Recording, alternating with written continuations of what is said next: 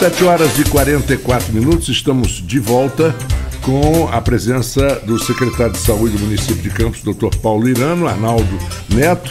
E agora, voltamos. Esse assunto é muito controvertido, mas eu queria que o Dr. Paulo Irano explicasse um pouco a diferença da prevenção, que não existe prevenção. Existe, assim, coisas que você pode prevenir em várias doenças, por exemplo, uma boa alimentação, mas não significa que você vai prevenir, mas é uma tentativa. Agora, o diagnóstico precoce é fundamental e quanto mais cedo se iniciar o tratamento, melhor. Não é verdade, doutor? Sem dúvida. Você falou bem aí, puxou um gancho muito importante hoje. Eu diria que em todas as vertentes de abordagem da saúde, em todos os segmentos ou em todas as especialidades, né, hoje já está mais do que consolidado cientificamente o benefício da prevenção de todas as doenças, né, que é a vida saudável. Então você puxou um gancho aí que a gente poderia ficar aqui falando durante horas sobre a questão da prevenção às patologias, da prevenção às doenças. Então, quando nós falamos em prevenir, né, a evolução de uma hipertensão, a prevenção do diabetes, a prevenção das doenças metabólicas, a prevenção do câncer, ele está na sua base da prevenção a vida saudável. A vida saudável nada mais é do que uma vida ativa, de que uma mente sã, do que você fazer atividade física. Então a atividade física, a mente sã e a alimentação saudável. Então essa é a base, a estrutura de você ter uma vida saudável, que você vai prevenir o câncer, evitando então o excesso de fumo, do tabaco, do álcool, das drogas. Isso agride o organismo de uma forma crônica que acaba repercutindo na saúde como um todo. Então, prevenção hoje, ela está instituída na vida saudável. Eu diria, universalizada no sentido de você ter uma vida melhor, uma vida mais prolongada, mais saudável, né? Então, é a atividade física, é a boa alimentação e a mente sã. Então, essa é a base. Muito bem. Quando você tem a prevenção também na questão das doenças prevalentes. Então, quando você tem que fazer o check-up, quando você tem história familiar de alguma patologia, então, tudo isso você tem que prevenir mais precocemente. Muito bem. Quando você fala em tratamento precoce ou abordagem precoce, e aí vem um outro, eu diria, um outro prisma no que diz respeito à saúde e à doença, é de que o diagnóstico precoce permite uma intervenção precoce. A gente falava aqui há poucos minutos atrás sobre a prevenção dessas doenças, a precocidade na abordagem. Então, quando eu precocemente abordo um paciente, identifico que ele tinha na história familiares diabéticos, identificamos que ele já está começando a fazer um distúrbio metabólico elevando a sua glicose, ele já entra numa abordagem precoce, de um tratamento primário precoce, de um ritmo de vida melhor, de melhorar a sua qualidade de vida. Consequentemente, nós estamos fazendo uma abordagem precoce.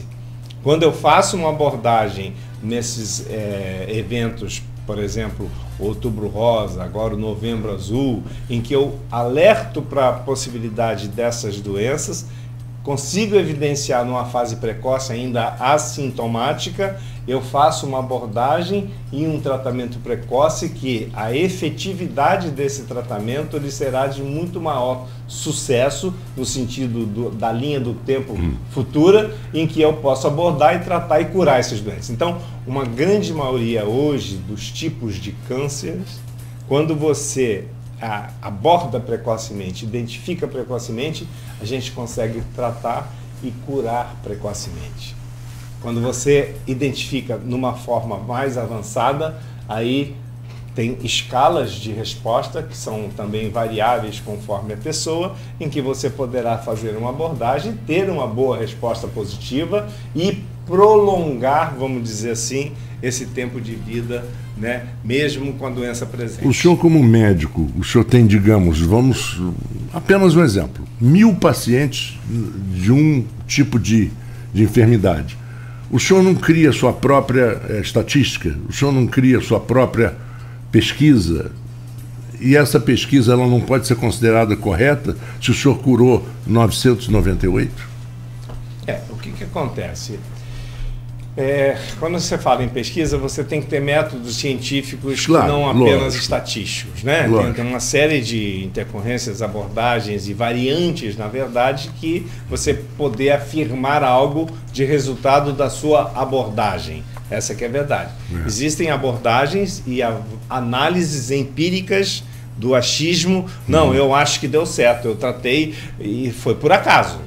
Por acaso, aqueles pacientes evoluíram bem, porque ele tinha uma boa imunidade, porque ele tinha uma boa resposta, porque ele tinha uma vida saudável, ele era mais rígido, ele era um atleta, ele praticava exercício. Mesmo assim, muitas vezes a gente vê aí toda hora um atleta morrendo subitamente por morte súbita. Tinha uma vida saudável, toda regrada, e acontece. Então, essas múltiplas variantes, na verdade, elas existem e, empiricamente, eu posso ter o achismo, como você falou. Eu sou profissional, já tratei aí milhares de doentes assim, a maioria, você também não tabulou isso, não fez a estatística correta, não fez as variantes corretas, você tem um achismo, é empírico. É um achismo de que deu certo aquilo ali. Agora, existem, por isso é que nós temos embasamento, evidências científicas que determinam um protocolo. Quando a gente fala aqui da Covid, a gente acompanhou muito de perto desde o primeiro caso, do primeiro surgimento e toda aquela turbulência, até por conta de que eu fiquei afastado, porque eu tinha muito medo eu tenho uma doença de base que me torna um dos vulneráveis, né? Então, o que acontece? Eu fiquei estudando muito, eu fiquei enclausurado, eu me isolei, na verdade, durante um período longo, e ficava estudando muito e analisando toda essa sequência e, logicamente, conectado com os nossos pares da saúde, não só, né, da saúde pública, mas também da privada, encontrando os novos caminhos. Então, a gente participou muito dessa construção dos protocolos que foram se modificando na linha do tempo. A própria Organização Mundial de Saúde foi modificando. Início não precisava usar máscara, aí não precisa, daqui a pouco foi obrigado, obrigatório. Né? Quando surgiu lá o tratamento, toma azitromicina, ivermectina e outras inas mais aí, quer dizer, foram todos procedimentos que foram se consolidando na linha do tempo no empirismo, porque não se sabia, não tinha estudos científicos sobre esses resultados. E aí começaram a surgir os estudos científicos que mostravam que não havia efetividade nenhuma tomar ivermectina e tomar a azitromicina, né? E aí as doenças foram sendo conhecidas. Ninguém sabia por que o doente entrava em insuficiência respiratória tão rapidamente. Na linha do tempo foi se descobrindo que era um fenômeno inflamatório, que desencadeava uma alteração trombogênica importante, quer dizer, formadora de trombos, microtrombos na circulação foi o que pulmonar, né? Então, na descoberta, na linha do tempo dos casos, foram as evidências científicas para explicar o que estava acontecendo. Era algo assustador. Como é que o doente entrava em insuficiência respiratória em questão de horas? Porque ele entupia lá os vasinhos do pulmão, as artérias, e aquilo não circulava mais, não ventilava. Exatamente. Teve uma médica de São Paulo que, logo nos seus primeiros casos, ela já tratou com anticoagulante. E foi o que salvou, por exemplo, o Renan Dalzotto, que foi um grande jogador de vôlei, técnico da seleção brasileira, que o que estava quase matando ele foram as tromboses. Mas até você descobrir isso, quantos milhares e milhares sucumbiram à doença? Então, isso aconteceu porque era uma doença nova, não se conhecia, porque tem todo um contexto, quando a gente fala na verificação de óbito, na necrópsia, né, para poder analisar o que aconteceu com o organismo, foi nesse estudo progressivo que foram descobrindo esses detalhes. E aí começaram as análises, começaram, né, a identificar indicadores, marcadores humorais, marcadores de substâncias circulantes do nosso organismo, que foram então identificando esta possibilidade da pessoa evoluir para esses fenômenos trombóticos. E aí foi eu diria, uma guinada na abordagem do Covid, e isso passou a salvar muita gente. Baseado não no empirismo, mas já nas evidências científicas, e aí surgiram drogas, substâncias que foram sendo analisadas, enfim, mas só com evidências. Até então era o empirismo, era o achismo. Aí eu tratei milhares aqui de doentes e deu certo. Deu certo com todo mundo? Tabulou isso certo? Realmente houve uma pesquisa séria, científica? Na maioria não, porque nem tempo havia para isso. Tempo que eu digo na linha do tempo. Pesquisa você não faz com 30 dias. Não existe pesquisa. É empirismo, é achismo. Você tem que fazer todo um protocolo de análise com pares, duplo cego, né? Enfim, faz um grupo que toma o remédio, outro que não toma o remédio, e num tempo prolongado, e enfim, são vários estudos que têm que ser colocados para que a gente possa ter uma evidência científica que embase uma tomada de decisão ou se cria um novo protocolo de abordagem dessas patologias. Enfim, isso é uma história aí para muito tempo ainda. Nós vamos estar falando e analisando o passado, vendo o que está no presente e programando o futuro para que a gente possa estar mais protegido e mais seguro. Doutor Paulo, eu queria mudar um pouquinho a pauta passada a Covid, embora nós sempre abordamos aqui Covid com todas as responsabilidades, a questão, sempre defendemos o uso de máscara, a vacinação, mas vamos continuar nessa linha, inclusive se houver alguma restrição devido a essa nova variante, na torcida para que isso não aconteça. Né? Tomara que a nossa imunização consiga segurar aí essa nova cepa. Eu queria mudar um pouco até para a nossa manchete de hoje. Campos confirma mais 2 mortes por febre maculosa. É a 3ª morte. Confesso que desconheço um pouco a patologia, né? Não tem tanto informação sobre. Gostaria que o senhor até esclarecesse um pouco. A gente sabe que passa para a questão do carrapato, no carrapato estrela, tem essas informações básicas, a gente acaba lendo sobre. Mas, por exemplo, eu estava lendo aqui, a matéria diz que Campos virou uma área de interesse do estado do Rio de Janeiro, de pesquisa, a partir de 2021. Por que Campos entra nessa área de interesse? Há um número de casos elevados aqui? Há alguma forma de prevenção ou de um tratamento rápido quando a pessoa tem um sintoma? O que se deve fazer? Então, o que acontece? Ela é uma doença endêmica, né? A doença do carrapato, né? A febre maculosa é uma doença endêmica que acontece realmente, é uma doença transmissível, transmitida pelo carrapato estrela. E o carrapato, onde é que ele se encontra? Ele se encontra nos animais silvestres, ou então no gado, no cachorro, no gambá, né? Então ele normalmente, né, na capivara. Então ele está nesse ambiente que é o ambiente dele, né? Quando ocorre a contaminação, né, dele para o ser humano, ou seja, a mordida do carrapato. Então, quem for mordido por um carrapato, ou que mora em zona rural, ou que tenha contato com esses animais, ele deve imediatamente ficar atento. Primeiro é a prevenção, voltamos à prevenção. Quando você tem uma região em que você, né, está ali e tem a circulação desse carrapato, então, primeiro é a prevenção. Quando a gente fala que lá o sujeito da roça, ele usa bota, ele não usa bota porque ele é cowboy, ele usa bota porque a bota protege da mordida da cobra, a bota protege e também do carrapato, né? Então ele deve usar roupa que proteja essa entrada do carrapato, que nada mais do que ter popularizado mundialmente o jeans, né? Que veio lá dos Estados Unidos por conta da proteção que dá, um pano mais grosso. Então tem todo um contexto em relação à própria vestimenta nessa prevenção. Aí vamos direto à doença. Então o que é a febre maculosa? É uma doença infecciosa, como outra qualquer, só que transmitida pelo carrapato. Na sua pergunta, por que Campos fica no foco? Nós temos, orgulhosamente eu posso dizer isso, um sistema de vigilância em saúde, eu diria, invejável.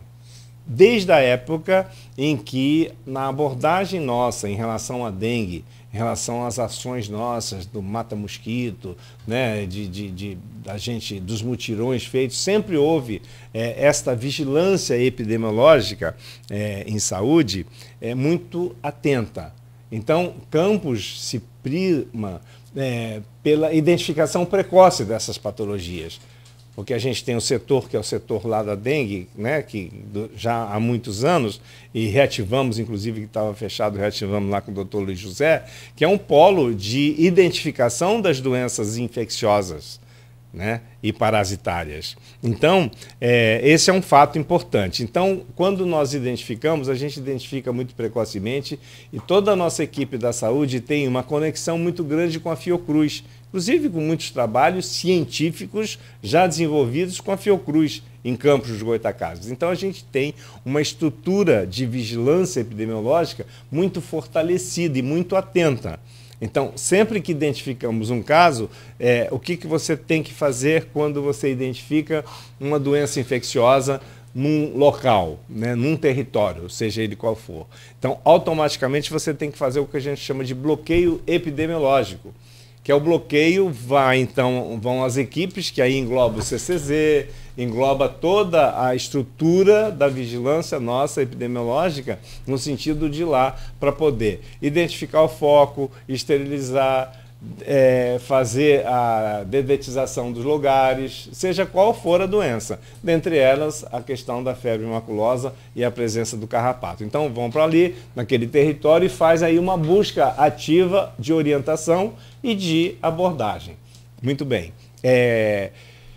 Esse diagnóstico ele é feito através dos exames especiais que não são desenvolvidos aqui. São todos encaminhados ao LACEN e à Fiocruz para que faça o diagnóstico. Por isso que há um hiato em relação à questão do diagnóstico, às vezes do óbito, e até a confirmação histopatológica, imunohistoquímica e até genética, né? De fazer o sequenciamento genético para poder identificar qual é a doença, no caso aí do vírus, como a gente vem falando, né, que a gente falou, acabou nem mencionando a importância que tem dessa vigilância do sequenciamento genético para identificar a cepa. Isso nós já estamos fazendo em relação à Covid, tá? Encaminhando os casos suspeitos para lá sempre, para a Fiocruz, para que seja analisado se identificamos ou não a cepa. Voltando aqui, a febre maculosa é a mesma coisa. Muito bem. Então, sempre que você tem a história, aí vem a história do carrapato. Então, normalmente o paciente ele tem os sintomas, são sintomas, sintoma febril, essa doença dá muita dor muscular e articular, osteoarticular, né? Então tem muita dor articular, muita dor muscular, com sintomas infecciosos, febre, mal-estar, dor de cabeça, e aparecem umas lesões na pele, lesões avermelhadinhas, esbranquiçadas às vezes e com uma elevação. Então são pápulas e máculas que acontecem na pele. Então, frente a um quadro desse, clinicamente, em que ele tem uma síndrome infecciosa, acompanhado de mialgia, artralgia intensa, incapacitante mesmo, muitas vezes, muita dor de não conseguir se movimentar de forma adequada. E esse exantema papuloso é uma suspeita de diagnóstico. Então, sempre que houver isso, a gente já tem um fluxo montado, todas as nossas unidades de saúde, as UPHs, já estão atentas, os hospitais também, e quando a gente identifica dentro desse quadro clínico e da suspeita e da história clínica da mordida de carrapato e da moradia em território que tem o carrapato, essa pessoa já entra no tratamento com uma droga específica, que é a doxiciclina, né, que a gente disponibiliza, inclusive, né, através do setor público. Então, está todo um fluxo já organizado para isso. E, ao mesmo tempo, daí a importância, né, da identificação correta da pessoa, de onde ela mora, que aí a gente automaticamente, esses casos têm que ser notificados, a gente colhe o material e ao mesmo tempo já inicia o tratamento com medicamentos gratuitos, enfim, dispensados pelo setor público. E aí entra naquela cadeia. Esses doentes que chegam aí, que é a velha história, eles chegam mais graves quando não foi feito o diagnóstico precoce. Então ele já está numa fase mais avançada que acabam evoluindo até mesmo sem esses dados epidemiológicos e com dificuldade muitas vezes de se fazer o diagnóstico. Então é mais ou menos essa dinâmica, e as que eu digo mesmo, não é querer jogar confete no setor público, mas Campos ele é um polo de estudo, sim, frente à Fiocruz, de uma série de outras situações. Dentre elas, hoje, a febre maculosa, que, logicamente, sempre tem circulando de forma muito isolada, e a gente teve esses 3 casos em polos diferentes, né? Em pontos diferentes. Bom, são 8h05. Eu peço mais uma vez ao Dr. Paulo Irano e a Arnaldo Neto e ao nosso ouvinte alguns minutos para o nosso intervalo, e já voltaremos com esse assunto que é tão importante e que as pessoas devem estar muito atentas. Está na hora de economizar energia com a Eletricampo.